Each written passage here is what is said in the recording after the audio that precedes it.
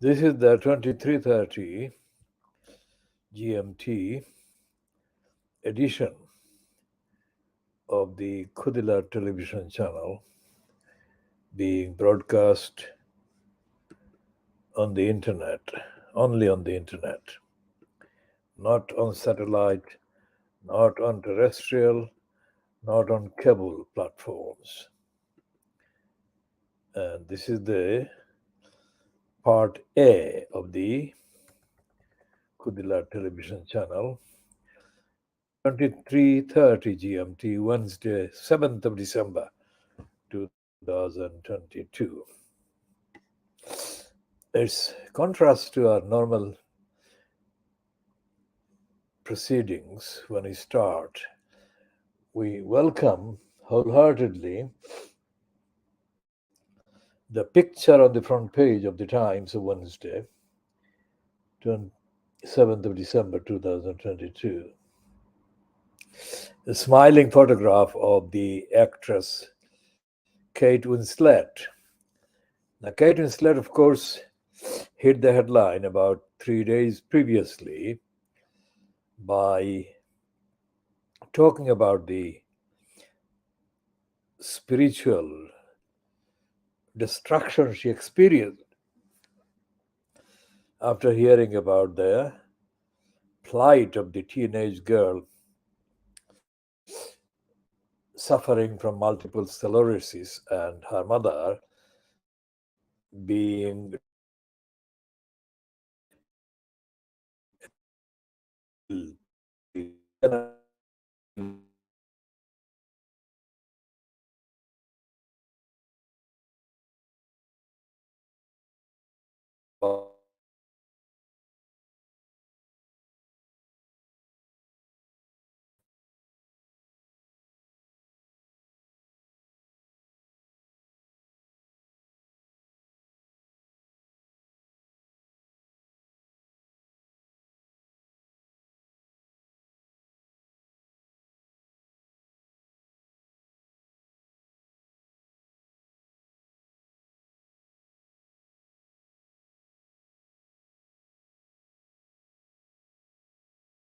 told her children about him.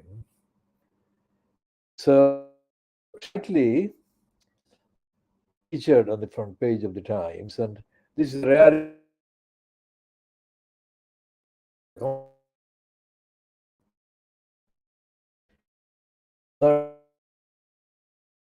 media in the way anywhere near should be. So this is a good item, and the caption to the picture on the Times front page says Queen of the Waves, Kate Winslet at the premiere of The Way of Water, sequel to the 2009 film Avatar, in London last night. She plays a diver in the science fiction drama. So that is a welcome introduction to an actor, British actor, Kate Winslet. And she spoke quite passionately about the world in which a child like Freya and her mum were being treated in that way. And she could not bear it. So she tracked the mum down and contributed £17,000.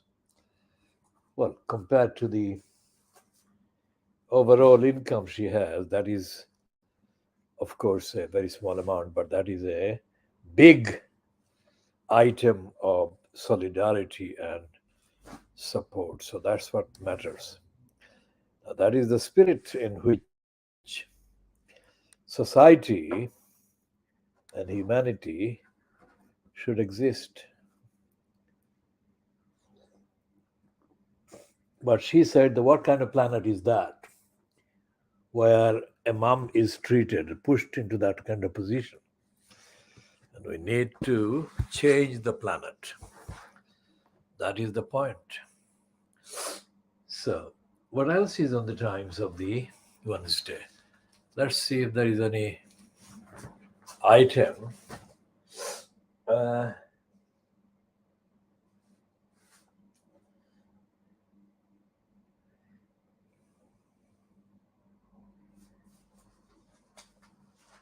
and the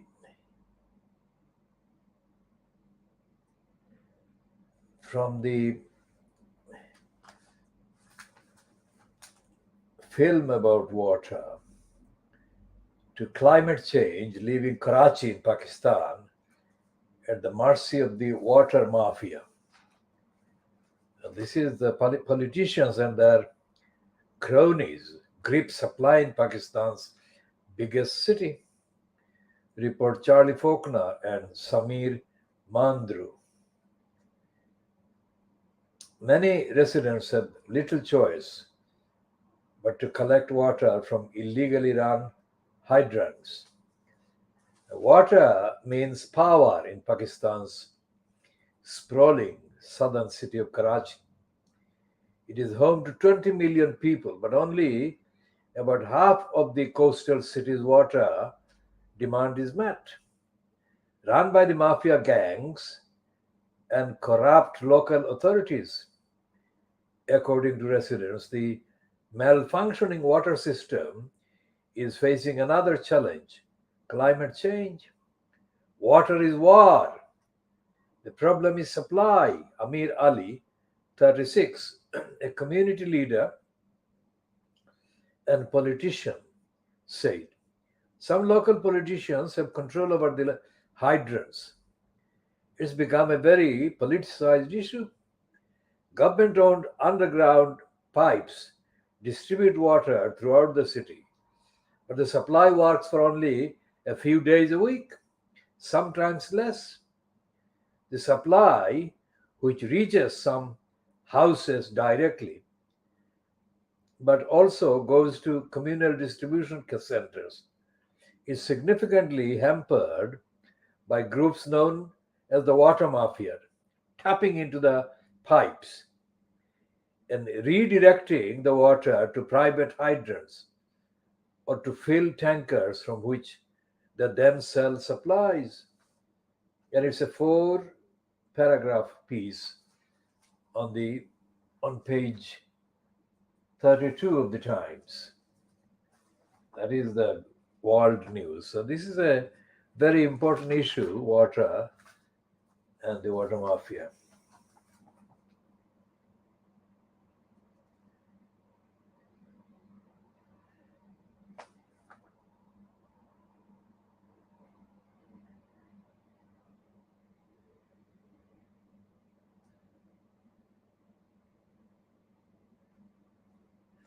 So in the Times editorial, there are three editorials.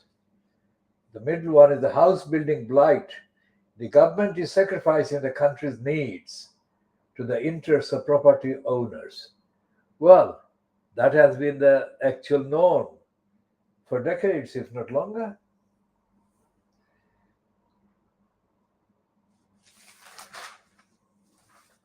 There is a piece.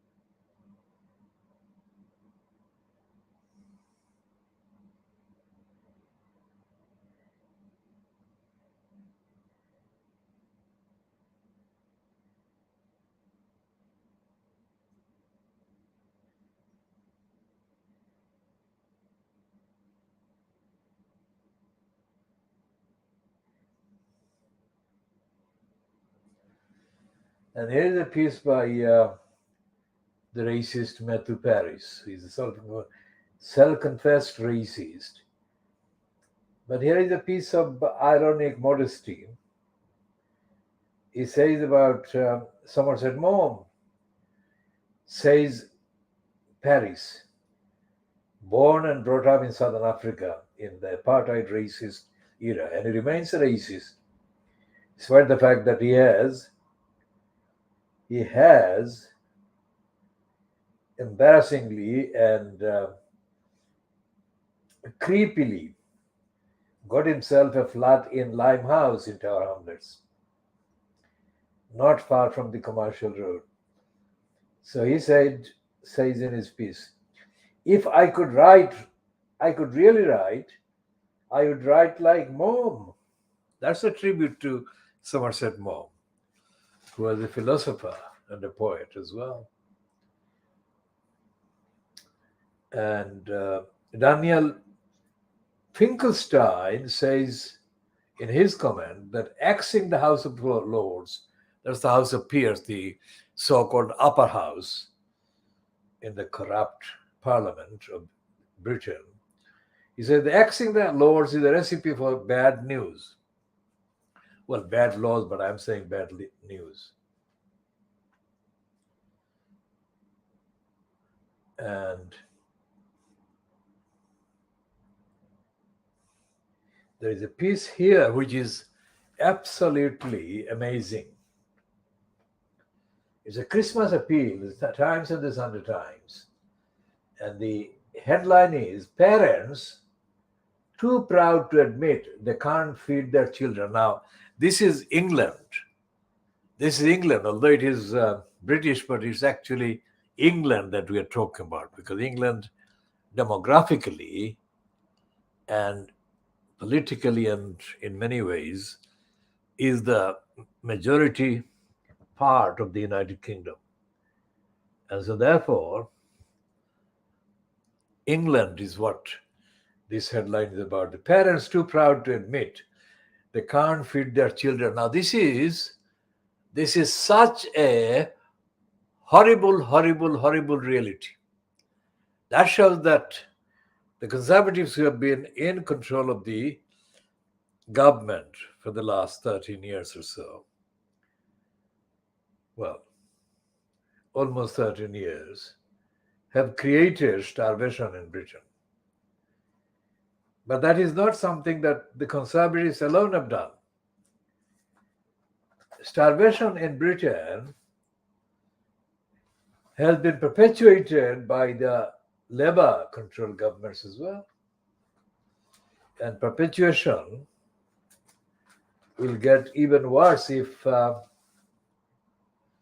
Starmer, the fascist, the political murderer of the Labour Party, ever becomes Prime Minister.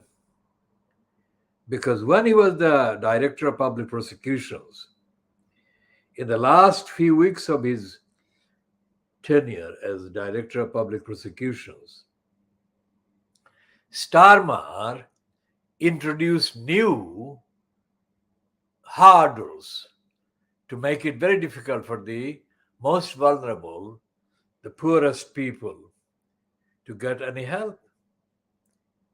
And he made it a crime to be in that kind of vulnerable position and that kind of needs. So poverty and hunger and starvation are going to get worse if Starmer gets into power.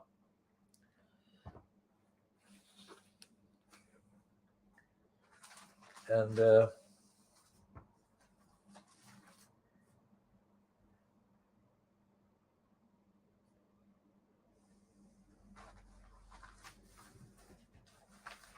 this is incredible.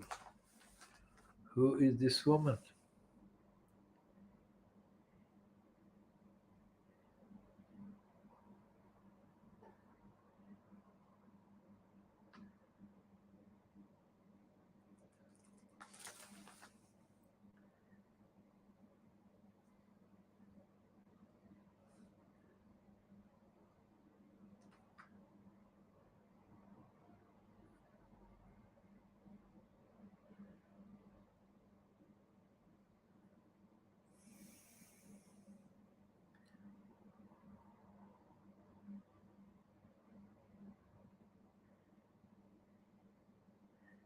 Now, this is a woman author called Chelsea Banning, and she tweeted, "Only 2 people came to my author signing yesterday. So I was pretty bummed about it, especially as 37 people responded going to the event. Kind of upset, honestly, and a little embarrassed." Now, in response, Margaret Atwood, author of course, replies,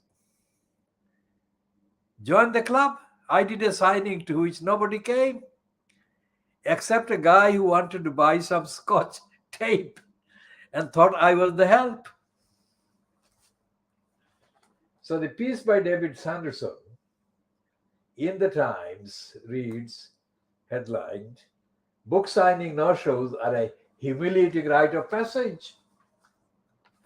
Now, who is this Chelsea Banning?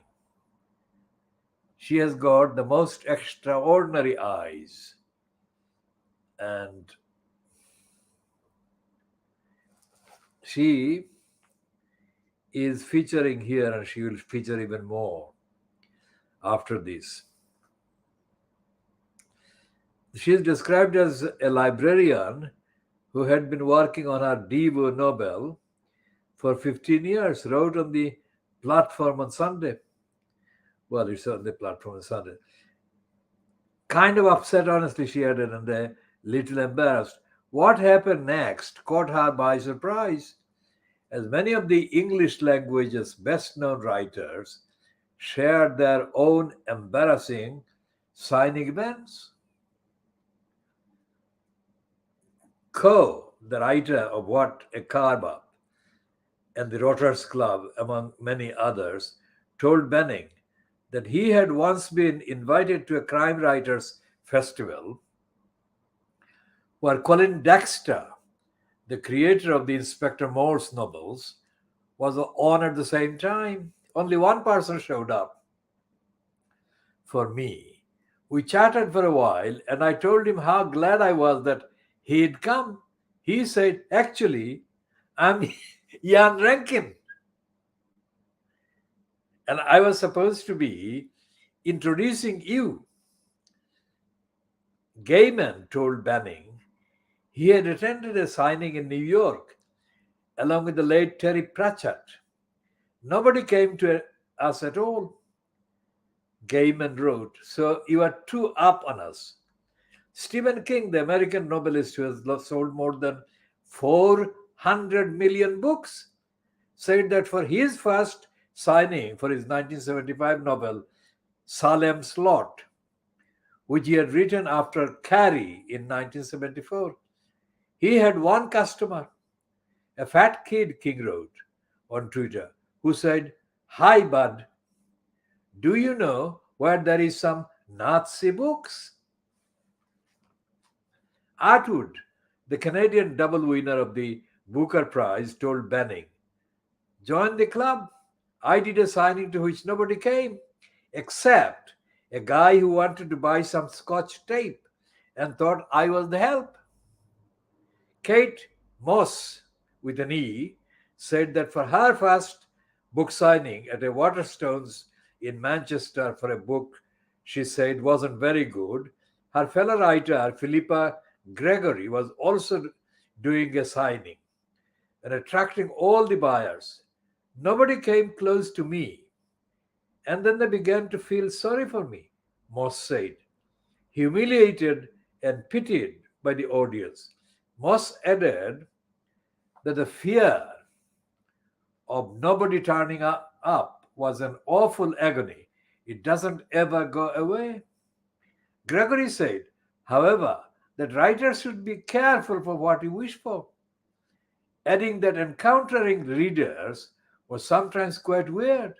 Once in New York, a man had unbuttoned his shirt and asked her to sign his beautiful Pax.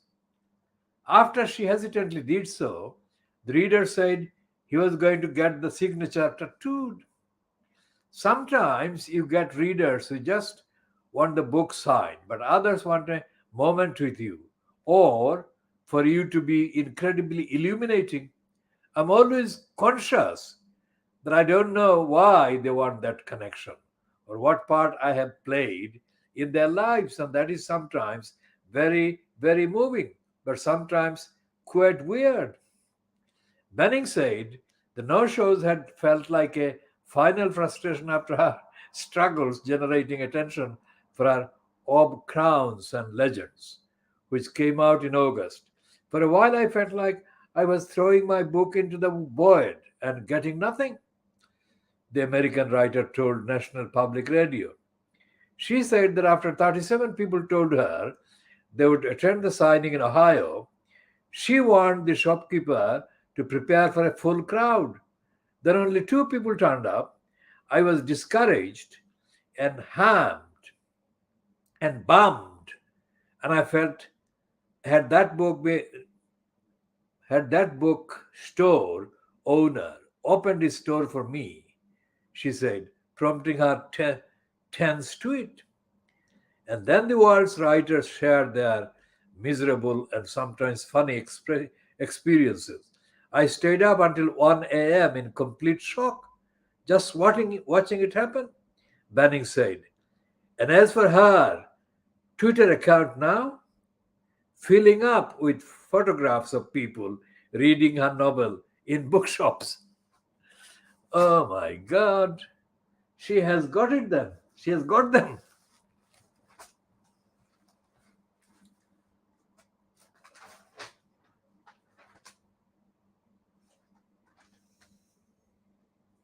And there is an even bigger kind of display for Kate Winslet on page 3 of the Daily Mail, waving. And the one is she's waving, picture 2015, and this one in 2022. There are two of them. And it is worth reading the introduction at least. Can a sequel be as good as the original? With films, it's debatable, but with dresses, Kate Winslet shows that it is possible to return to a winning formula with success. The star who has vowed to recycle all of her red carpet looks stayed true to her word last night, arriving at the premiere of Avatar, The Way of Water, in a gown that she first wore in 2015. The Oscar-winning actress posed for cameras in London wearing the same form-fitting Bradley Mishka dress she donned at the Toronto Film Festival premiere of The Dressmaker 7 years ago. Miss Winslet, 47, swept her hair up in a similar low chignon and wore silver drop earrings to match the embellishment on the gown. The star, who has reunited with Titanic director James Cameron for the Skyfi sequel, said, "We would never again splash out on one of dresses, but would have old ones let out. To make something that's only going to be worn once, I've already decided I'm going to repeat dresses," she told Vanity Fair in 2020. "Everything will have to be let out, but whatever." She added, "I don't like having to squeeze my hot and bothered mom on the school run body randomly into a red carpet dress that I'm never going to wear again." Miss Winslet was joined at the event by cast members from 2009's first Avatar film, including Sigourney Weaver, 73, and Zoe Saldana, 44, who wore a dramatic black dress with a sheer skirt. So Kate Winslet has got more publicity from the Daily Mail. But the Daily Mail is not going to be kind to the Duke and Duchess of Sussex, is it? Because on the next page, It says, who is real force for race harmony? They are condemning Harry and Meghan for Charles being attacked with an egg at a Hindu event in Luton. How can Harry and Meghan be responsible for that? Sick, the Daily Mail.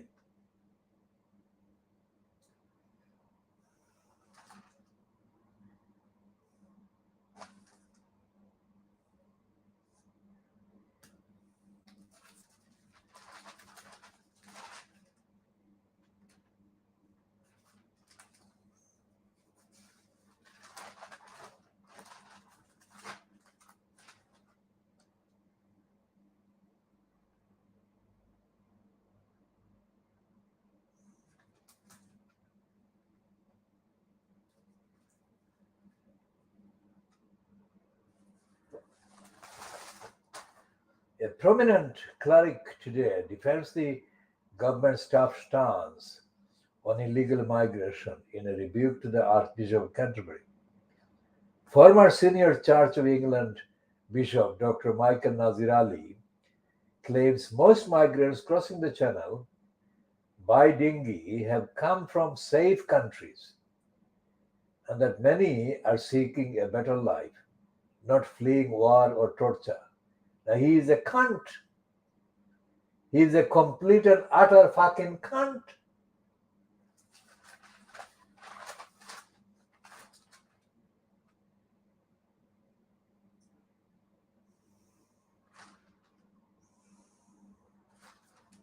Because Nazir Ali is the mental slave that actually looks the mental slave and acts as the mental slave, and he always has done.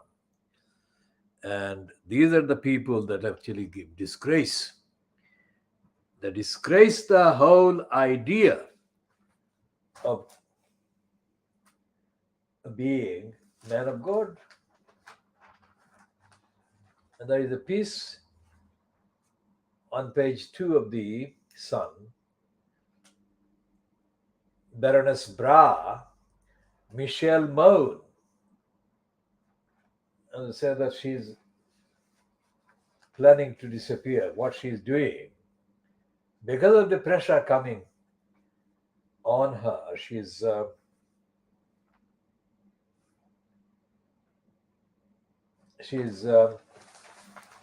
taking a leave of absence, as she styles herself, from the House of Peers.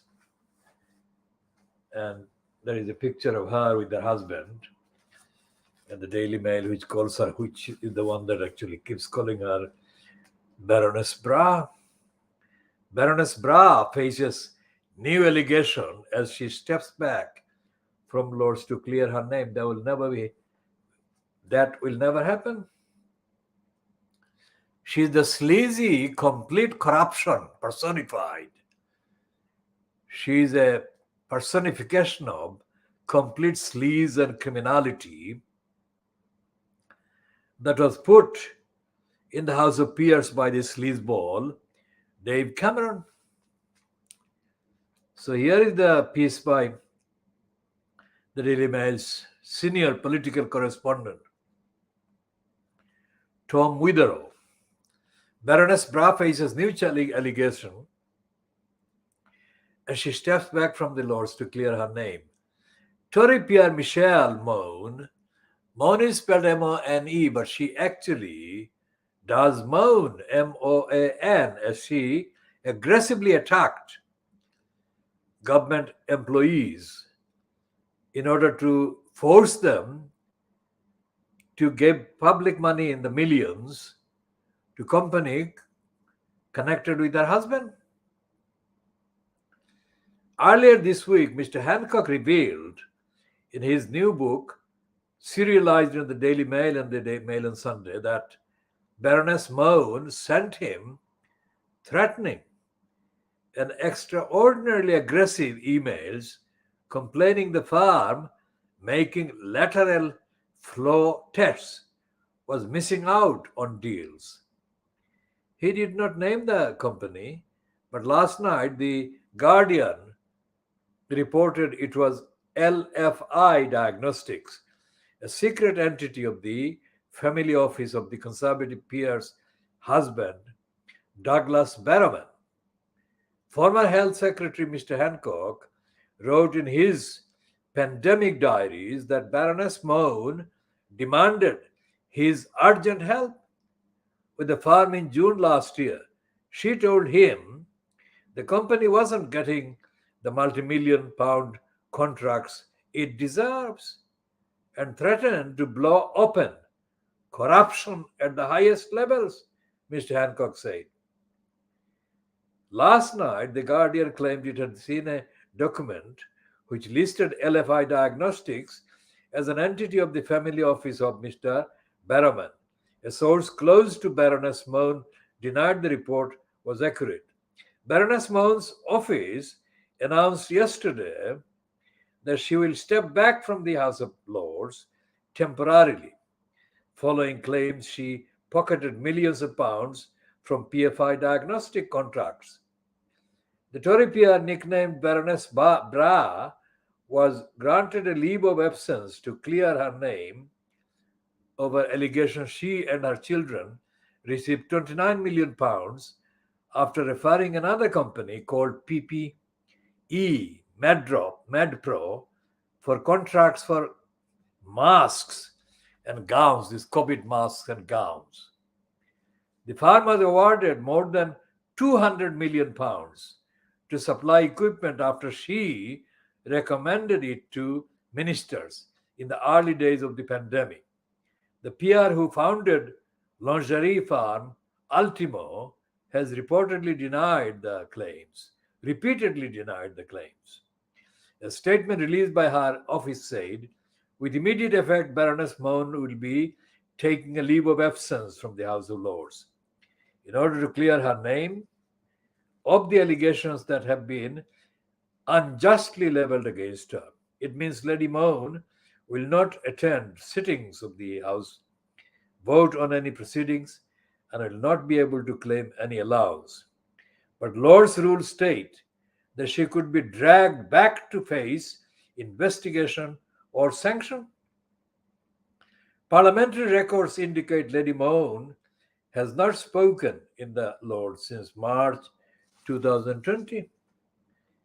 And her last recorded vote was on April 26, 2022, days before her home was raided as part of the National Crime Agency fraud investigation into PPE MedPro.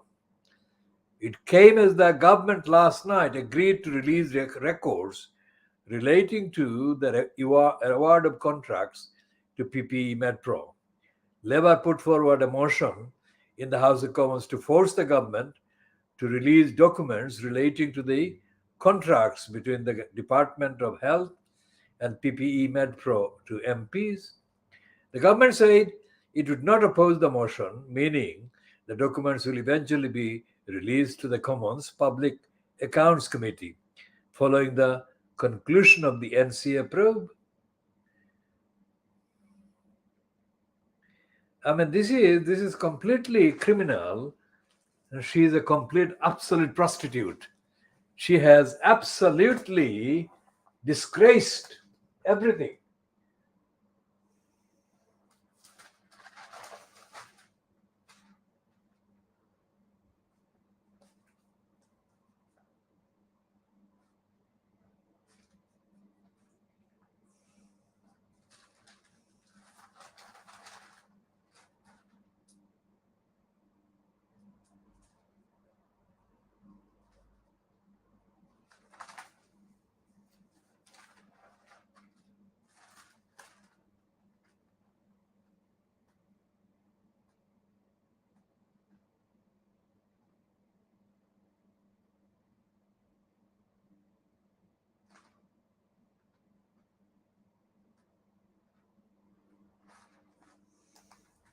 So this Kashti Ali actually voted for Donald Trump, didn't she?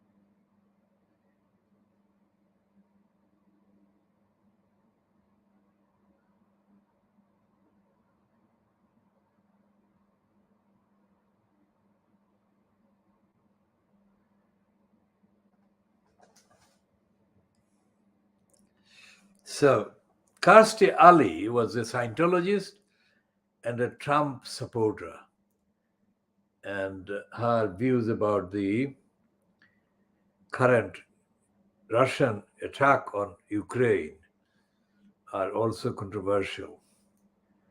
How many of these actors hide how many secrets? Now, the Daily Mail is, of course, attacking the trade unions for going on strike or wanting to go on strike or planning to go on strike. Well, in the editorial page, there is a piece by Andrew Keith, managing director at Selfridges.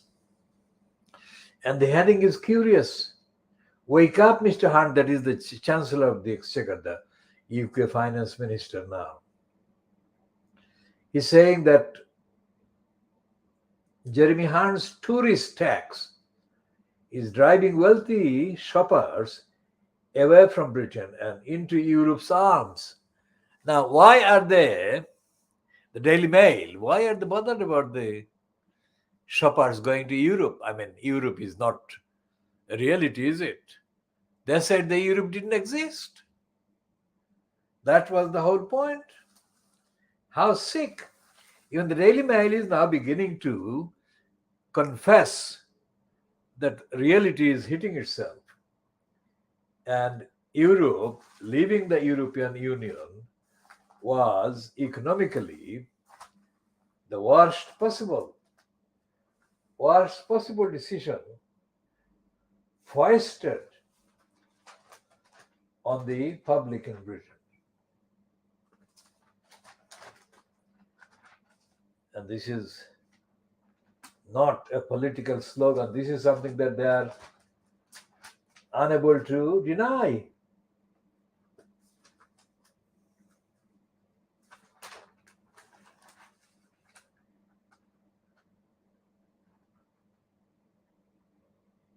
And there is again another picture of the prostitute, Michelle Mone. And she is now being called Lady Lingerie, Baroness Bra and Lady Lingerie. Now, this piece on the profile behind the story. Baroness Mone's career, both in business and in politics, has been dragged by controversy. Henry Zafman and Stephen Swinford Wright. She grew up in Glasgow's East End and left school at 15. Let's see what they're saying. I mean, this is not going to be really truthful, is it? It's just a glossy piece. She grew up in Glasgow's East End and left school at 15 with no qualifications to pursue a career in modeling. She founded Ultimo Lingerie before being elevated to the House of Lords by David Cameron in 2015. Now, that is a stupid,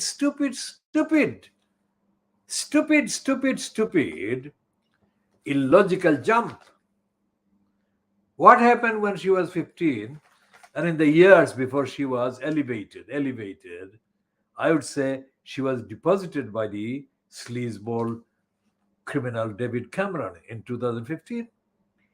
Mone is 51, so she met her first husband, Michael Mone, when she was 17, and a year later had their first child.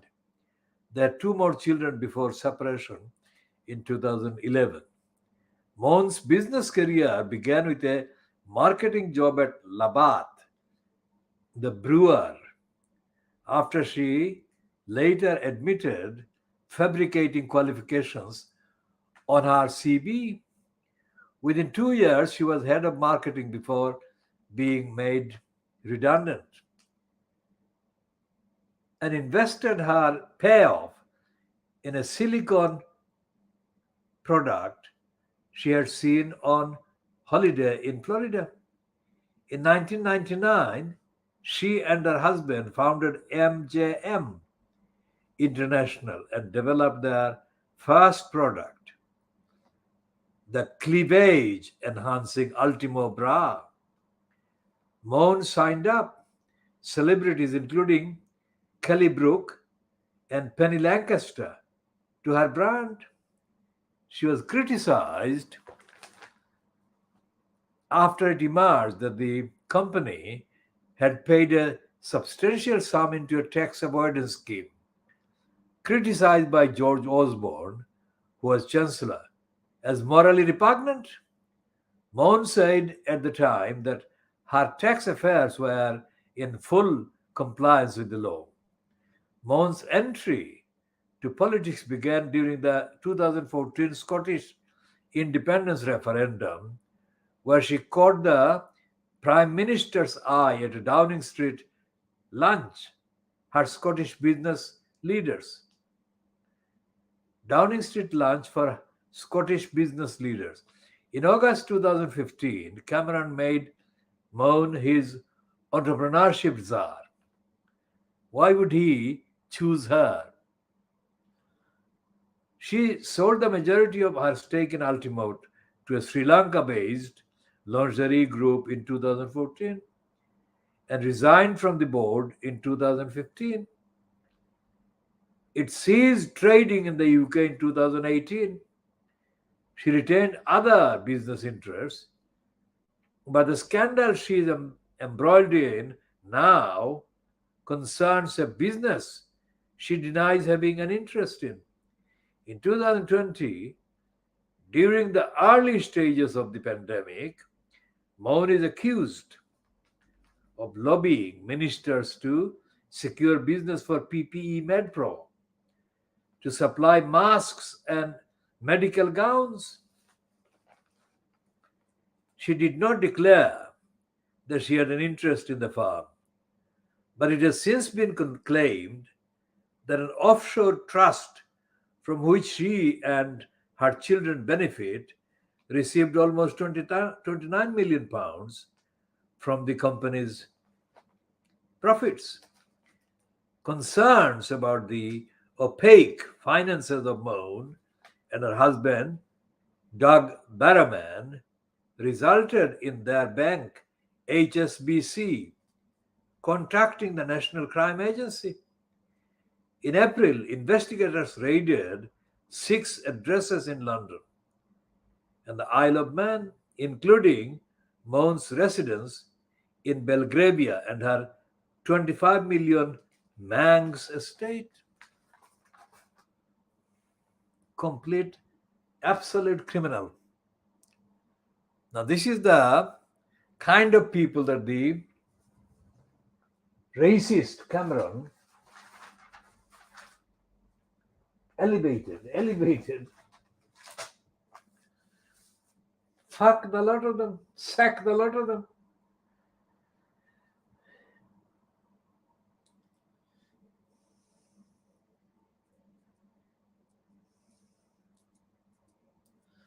And the Sun, which is also a Brexiteer, is praising a French footballer. They say that Mbappe misses training. We reveal French superstar is a secret Three Lions fan. It is coming home. It says with a picture on front page, a splash of the French superstar. So why did they leave the European Union? Now they're absolutely all over. In everything they're promoting European links and European kind of things in indirectly.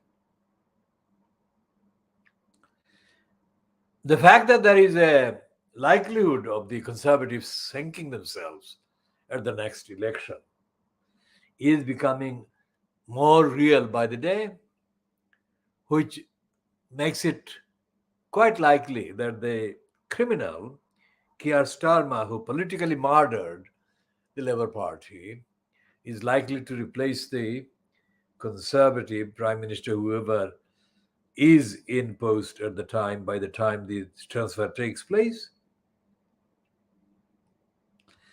And Starmer is not being accompanied by members of parliament in the Labour Party with any substantial intellectual or ethical or moral kind of courage to expose him and to stop him doing what Blair did, undo the Labour Party politically.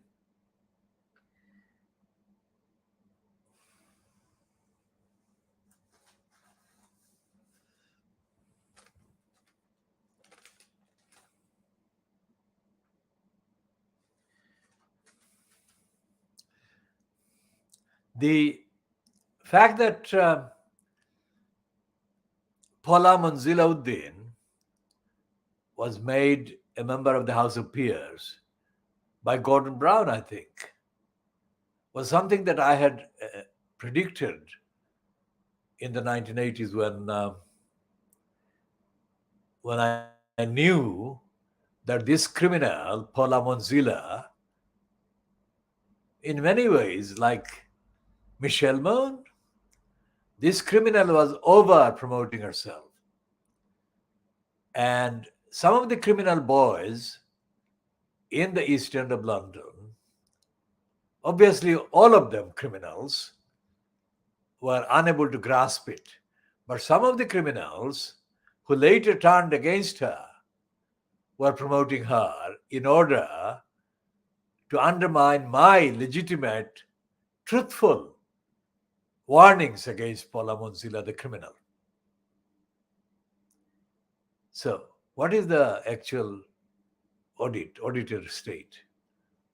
There is Paula Manzilauddin, who is still called a Muslim baroness, Bangladeshi Muslim baroness from Tower Hamlets, and Lutfur Rahman, Bangladeshi Muslim executive mayor in Tower Hamlets. And what are the other two? One is Afsana Begum from Shadwell and Poplar and Limehouse, and Roshnara Ali for Bethnal Green and Bow. Those are the two members of parliament. What are they doing? What have they done to represent the community politically and to enhance the democratic say? Nothing. And Afsana was engineered by criminals close to Keir Starmer, who has more internal kind of secret links among the various prosecutors and various members of the magistracy and the judiciary than is publicly acknowledged. Starmer would have been sunk at that time when Afsana Begum was on trial at the Crown Court over allegations of fraud, housing fraud. So Starmer left no stone unturned to create any kind of pretext and excuse in order to secure a formal acquittal of Afsana Begum. I am convinced that Afsana Begum still needs to be prosecuted for lying for Lutfur Rahman while she was employed by Tower Hamlets Council, while Lutfur Rahman was in post as the so-called mayor. Not only Afsana Begum, but many others that were in post while Lutfur Rahman was in post as the incumbent mayor. They committed crime and they were part of the criminal gang that Lutfur Rahman fronted. Now, many of the criminals have been reappointed by Lutfur Rahman to various positions they held, or to new or separate positions from the ones that they had held during his first term as the elected mayor, so-called. And these new appointments are motivated by one thing only: to continue perpetuating the criminality and criminal agenda and criminal narratives that Lutfur Rahman was interrupted from doing when Richard Morey, the election commissioner, threw him out, banned him for 5 years from public office. The problem is that in the so-called opposition, in the Labour Party now in Tower Hamlets, there is nobody. There is nobody vocally or otherwise active in making sure that Lutfur Rahman does not carry out the criminal activities. But he is doing that because there is nobody who can stop Lutfur Rahman, because they haven't got the abilities and they haven't got the willingness, they haven't got the morality. Now, one sequence lasting about, 5-6 seconds in my 17 or 18 minutes long film that I recorded of Lutfur Rahman on the Friday, the 29th of October 2010.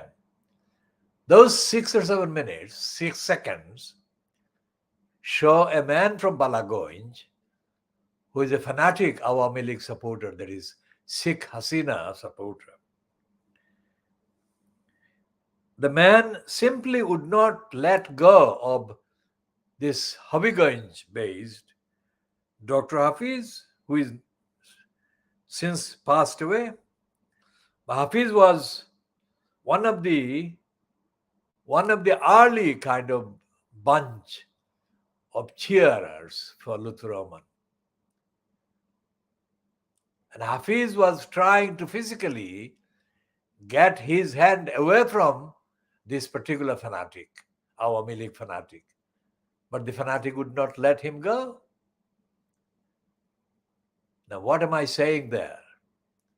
What I'm saying there is that contrary to the myths created, whoever created that myth and perpetrated to the racist, ignorant media in Britain, Lutfur Rahman is not supported only by the Jamaat-e Islami in Bangladesh and their agents here, but Lutfur Rahman is supported by members of political parties or supporters of political parties other than the Jamaat-e Islami.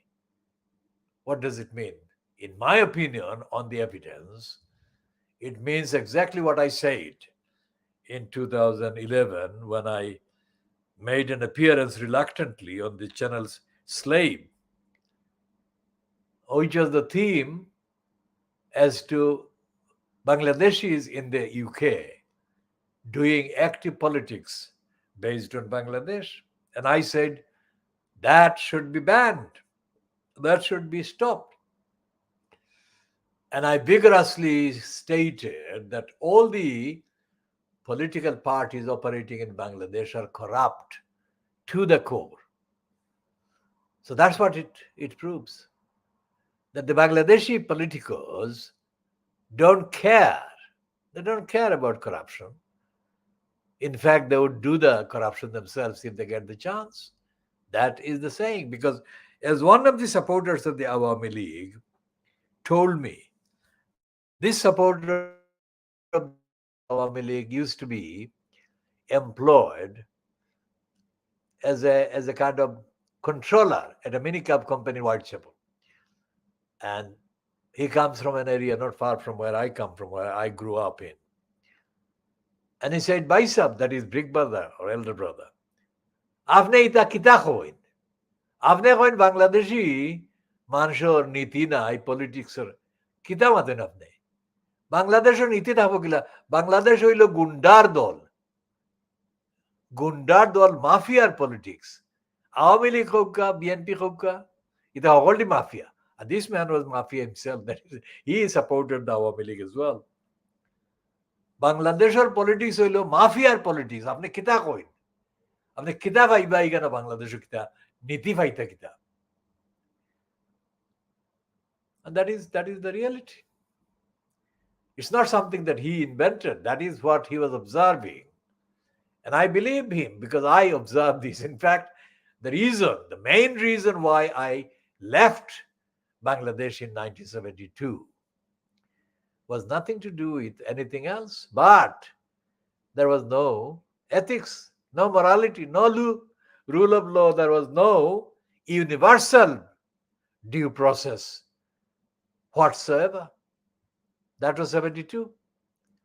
50 years later, Imran Khan in Pakistan is saying the same thing. Due process. Pakistan has no due process. 50 years ago, I said that. Well, I decided to leave Bangladesh in 1972 because there was no due process. And I don't believe that there is any due process 50 years later in Bangladesh today. But it is remarkable, and I note this, that Imran Khan is saying that there is no rule of law, due process in Pakistan. And today, there is one today's Times newspaper piece about Karachi being, the millions of people in Karachi being held to ransom by the water mafia, vindicates the evidence. Both the evidence on which Imran Khan has been doing the campaign for Haque Azadi in Pakistan, and over which I left Bangladesh in 1972. So we shall put this particular edition to an end at 58 minutes, 54 seconds. We'll continue on the other aspects of the updates in due course later.